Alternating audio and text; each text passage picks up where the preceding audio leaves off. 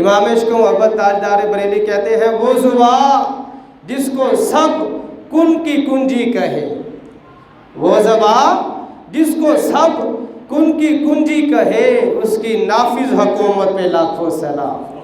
تو اللہ پاک نے رسول اللہ صلی اللہ علیہ وسلم کو یہ شان عطا فرمائی ہے۔ آپ جو حکم فرماتے ہیں، جتنی بھی مخلوق ہے، یہ ساری کی ساری آپ کے حکم کے تابع ہے۔ ہمارے پیارے آقا صلی اللہ علیہ وسلم اللہ پاک کے حکم کے تابع ہے اور ساری مخلوق سرکار کے حکم کے تابع ہے۔ رسول اللہ صلی اللہ علیہ وسلم اشارہ فرمائے تو چاند دو ٹکڑے ہو جاتا ہے۔ پیارے آقا صلی اللہ علیہ وسلم چاہت فرمائے تو ڈوبا ہوا سورج واپس آ جاتا ہے۔ رسول اللہ صلی اللہ علیہ وسلم کسی درخت کو فرما دے ادھر آ جاؤ، وہ درخت بھی چل کر آپ کے قدموں میں حاضر ہو جاتا ہے۔ یہ ہے رسول اللہ صلی اللہ علیہ وسلم کی اس کائنات میں حکمرانی۔ میرے بھائیوں، اللہ پاک نے آپ کو یہ بہت ہی ایک نرالی شان عطا فرمائی ہے کہ جتنی بھی مخلوقات ہے یہ سب کی سب سرکار کے حکم کے تابع ہے۔ رسول اللہ صلی اللہ علیہ وسلم بات فرما دے تو ہر کوئی سرکار کی بات کو مانتا ہے۔ صرف یہی نہیں، مخلوق تو مانتی ہی مانتی ہے، اللہ پاک کی بارگاہ میں بھی رسول اللہ صلی اللہ علیہ وسلم کا کیا مقام اور مرتبہ ہے۔ جب سرکار اللہ کی بارگاہ میں التجا فرماتے ہیں تو اللہ فوراً قبول فرما لیتا ہے۔ اتنی نرالی شان ہے رسول اللہ صلی اللہ علیہ وسلم کی التجا کی، جو ہی رسول اللہ صلی اللہ علیہ وسلم نے اپنے ہاتھوں کو اٹھایا، مبارک ہاتھوں کو اٹھایا، دعا فرمائی، لب مبارک جنبش کرتے ہیں، اللہ پاک فوراً اپنے محبوب کی دعا کو قبول فرما لیتا ہے۔ یہ شان اللہ رب العزت نے ہمارے پیارے آقا صلی اللہ علیہ وسلم کو عطا فرمائی ہے۔ میرے بھائیوں، آج بھی رسول اللہ صلی اللہ علیہ وسلم اپنے روضہ مبارکہ میں جلوہ فرما ہے، وہاں پر تشریف فرما ہے، آج بھی اپنی امت کو دعاؤں سے نواز رہے ہیں، اپنی امت کے لیے آج بھی دعائیں کر رہے ہیں، اور رسول اللہ صلی اللہ علیہ وسلم کی دعا قبول ہوتی ہے۔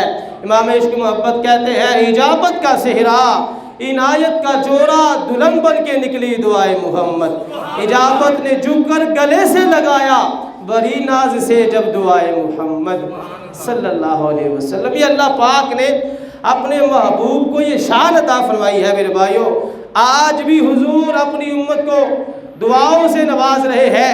میں یہ کہنا چاہتا ہوں ہمیں چاہیے ہم بھی وہ کام کریں، ہمارا کردار بھی ایسا ہو، ہمارا چلنے پھرنے کا انداز ایسا ہو، ہمارا گفتگو کرنے کا انداز ایسا ہو، ہمارا ہر کام ہی دین کے مطابق ہو، سنت کے مطابق ہو۔ میرے بھائیوں، آج بھی ہمیں حضور کی دعائیں مل سکتی ہیں۔ آج امتی کو کوشش کرنی چاہیے کہ وہ ایسے کام کریں۔ رسول اللہ صلی اللہ علیہ وسلم جب دعا فرماتے تھے اللہ قبول فرما لیتا ہے۔ ایک صحابی تھے، رسول اللہ صلی اللہ علیہ وسلم نے ان کو 1 درہم عطا فرمایا۔ کتنے درہم؟ 1 درہم عطا فرمایا کہ جاؤ بازار سے میرے لیے 1 بکری خرید کر لاؤ، 1 بکری خرید کر لاؤ۔ وہ صحابی جاتے ہیں بازار میں، 1 درہم کی 2 بکریاں خریدتے ہیں، 1 درہم کی 2 بکریاں خریدتے ہیں، اور خریدنے کے بعد 1 بکری کو 1 درہم کے بدلے میں بیچ کے واپس آ جاتے ہیں۔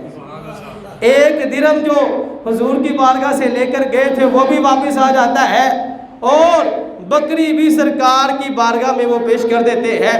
رسول اللہ صلی اللہ علیہ وسلم پوچھتے ہیں میں نے تو یہ فرمایا تھا کہ 1 درہم کے بدلے میں 1 بکری لے کر آؤ، درہم بھی واپس آ گیا ہے، بکری بھی واپس آ گئی ہے۔ تو صحابی رسول نے بتایا یا رسول اللہ صلی اللہ علیہ وسلم میں نے اس طرح یہ معاملہ کیا ہے۔ رسول اللہ صلی اللہ علیہ وسلم خوش ہو گئے، پیارے آقا صلی اللہ علیہ وسلم خوش ہو گئے۔ اپنے غلام کی صدا کو دیکھ کر سرکار نے دعا دی، یا اللہ میرا یہ جو غلام ہے، یا اللہ اس کی خرید و فروخت میں برکتیں پیدا فرما، کہ اتنا اس کا ذہن ہے، اتنا اس کا دماغ ہے کہ 1 درہم کے بدلے میں 2 بکریاں خریدی، پھر 1 بکری 1 درہم کی بیچ آیا ہے۔ پھر سرکار نے دعا فرما دی یا اللہ اس کی خرید و فروخت پہ برکتیں پیدا فرما۔ رسول اللہ صلی اللہ علیہ وسلم میرے بھائیوں جب دعا فرما دیتے ہیں پھر وہ دعا قبول ہو جاتی ہے۔ پھر وہی صحابی رسول تھے، حدیثوں میں آتا ہے وہ اگر مٹی کو بھی ہاتھ لگاتے تھے نا وہ بھی سونا بن جایا کرتے تھے۔ رسول اللہ صلی اللہ علیہ وسلم کی دعا کی برکت سے پیارے آقا صلی اللہ علیہ وسلم جس کے لیے دعا فرما دیں، آج اگر ہم بھی چاہیں ہم بھی دعا لے سکتے ہیں۔ وہ کیسے دعا لے سکتے ہیں؟ میں آپ کو حدیث پاک سناتا ہوں، بڑا آسان کام ہے، کوئی مشکل کام نہیں ہے، بڑا ہی آسان کام۔ آج ہم کبھی کسی کے پاس جاتے ہیں جی میرے لیے دعا کرنا، کبھی کسی کے پاس جاتے ہیں میرے لیے دعا کرنا، پتہ نہیں وہ دعا قبول بھی ہونی ہے کہ نہیں ہونی۔ میرے بھائیوں جو دعا رسول اللہ صلی اللہ علیہ وسلم نے اپنے امتیوں کے لیے فرمائی ہے وہ قبول ہی قبول ہے، وہ قبول ہی قبول ہے۔ میں آپ کو مسئلہ سمجھاتا ہوں، ہوتا کچھ اس طرح ہے ہمارے ہاں کہ بعض دفعہ جان بوجھ کے بعض دفعہ انجانے میں بندہ کسی کی حق تلفی کر بیٹھتا ہے، کسی کی حق تلفی کر بیٹھتا ہے۔ اب ہمارا دین اسلام اتنا پیارا اتنا خوبصورت دین ہے، ہمارا دین ہماری یہ تربیت کرتا ہے، ہمیں یہ سبق پڑھاتا ہے کہ اگر تم نے کسی کی حق تلفی کر دی ہے پھر اس بندے کے پاس جاؤ، پہلے اس کا حق ادا کرو، اس کا حق ادا کرو۔ ایسا اگر اس کا حق ادا نہیں کر سکتے پھر جاؤ اس سے جا کے معافی مانگو۔ ہمارا دین اسلام اتنا پیارا دین ہے میرے بھائیوں، ہمارا دین کہتا ہے اگر کسی کے ساتھ تم نے زیادتی کر دی ہے نا تو تم اس کا جو زیادتی ہے اس کا ازالہ کرو، نہیں تو اس سے معافی مانگ لو دنیا میں، یہ بڑا ہی آسان کام ہے، وگرنہ قیامت والے دن بڑی مشکل ہو جائے گی۔ دنیا میں آپ معافی مانگ لے، اللہ پاک کو یہ کام بڑا پسند آتا ہے اور یہ کام بھی آسان ہے۔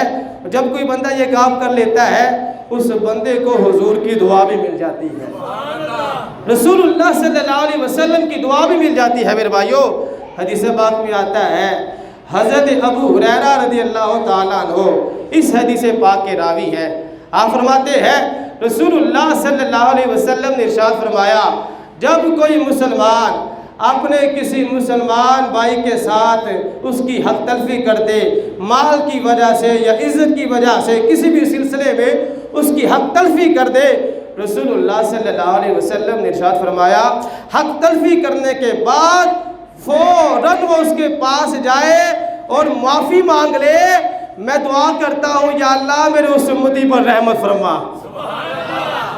یا اللہ میرے اس امتی پر رحمت فرما، یا اللہ اس پر رحم فرما۔